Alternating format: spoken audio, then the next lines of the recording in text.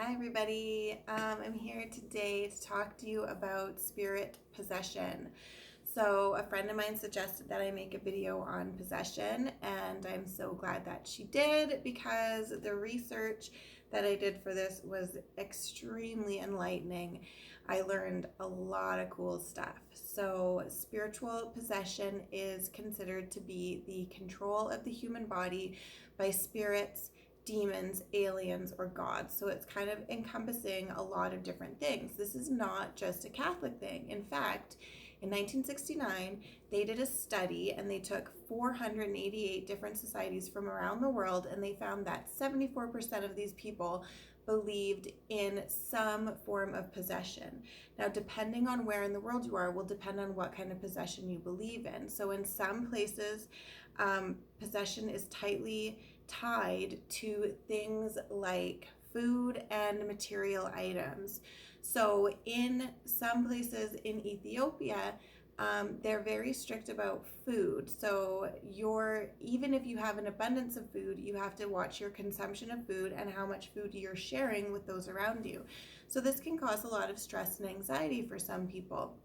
And there is a very specific form of possession where the afflicted person will suffer from terrible stomach aches, from a lack of appetite, the inability to drink water.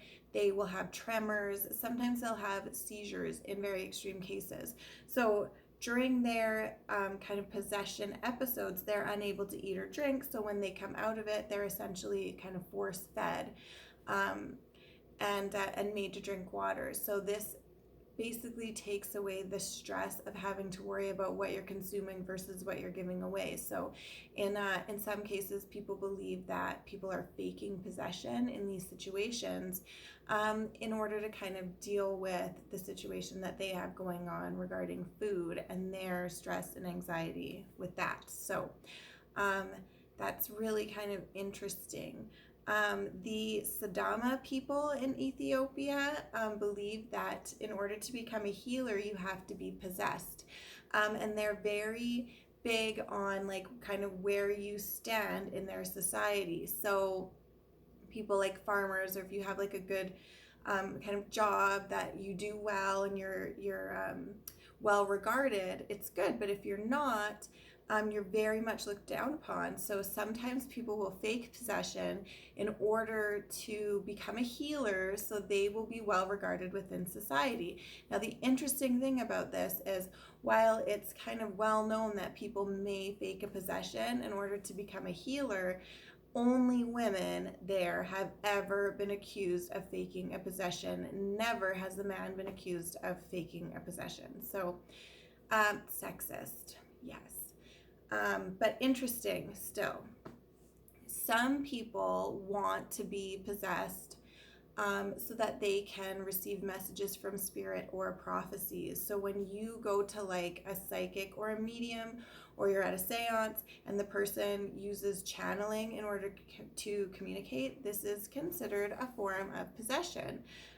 So some people actually want to be possessed, at least for a short amount of time, in order to communicate.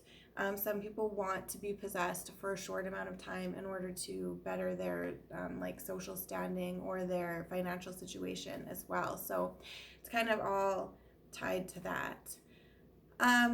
There's another interesting belief that I learned about, and that is that some people believe that objects can be possessed. Now, we kind of know this because there's like cursed objects or haunted objects, but some people believe that specific objects can be possessed, and you can take on that spiritual energy when you obtain the object. So this is true in the case of some samurai swords. So you would take on the spiritual energy of a warrior when holding that specific samurai sword. So that's kind of interesting. And I would like to see some kind of study done on that because that would be really cool. I also came across a really interesting story about possession that is believed to be 100% true. I don't know if it's true or not. It's been acknowledged publicly by people in the government in China and all sorts of things. So it kind of blew my mind. In the 1950s, in Taiwan, there was a young woman. She was 17 years old. Her family was attempting to leave an area and take a boat to get to Taiwan. However, the area that they were in was bombed, and her parents were killed. She got on the boat anyway, and she and 23 other people were floating on the water for 4 days. When they finally docked in Taiwan, some fishermen found them, and they discovered that everybody on the boat had passed away except for the 17-year-old girl. Now, these fishermen are believed to have robbed the girl, taken her gold and her money, and then drowned her. Her spirit is said to have wandered around the area for months looking for some kind of help. In the meantime, it's believed that the people that killed her were under spiritual attack by other spirits of other people that believed that this young woman deserved some kind of retribution. So these people were tormented, attacked, and haunted, and many of them ended up committing suicide because of it. Now, this 17-year-old girl eventually came across a woman. She was 37 years old. She was in very poor health, and she passed away. And minutes after the doctors declared her dead, she came back to life. However, when she came back to life, she came back as the 17-year-old girl. The girl said that she had taken over this deceased woman's body in order to live out the remainder of her predestined life. So she was not supposed to die when she was 17. She was supposed to continue living. She refused to go by the name of the woman whose body she inhabited. She had them call her by her name, and she went about living her life. Now, the interesting thing about this is the 37-year-old woman that passed away was completely illiterate, and she had a very specific accent. When she came back to life, her accent had completely changed, and she was no longer illiterate. She was able to read and write. So it's kind of interesting. Her husband felt that she had suffered some kind of mental illness caused by her near-death experience, and he didn't believe her for quite a long time. Eventually, he kind of came around, and he started believing her, and he helped her. She said that her mission was to help people, so he ended up helping her with that. She lived until like 2016 when she died, and I think she was like well into her 90s when she passed away. Later they talked about how she had some kind of dissociative personality disorder, but they didn't view it as an actual mental illness because she was able to still function within society. So was she possessed? Or was she not? I really have no idea, but that story is pretty crazy. If it's true, I would really like to talk to some of the people that were involved in that.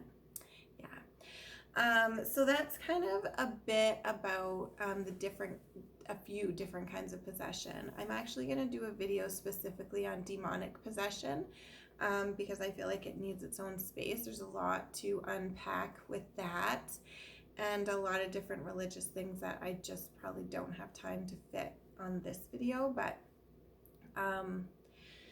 yeah, it is very interesting how many different kinds of possession they are, and what different people from around the world believe, and how they believe, and all these different stories about people being possessed, or people believing that they were, or witnessing others go through it.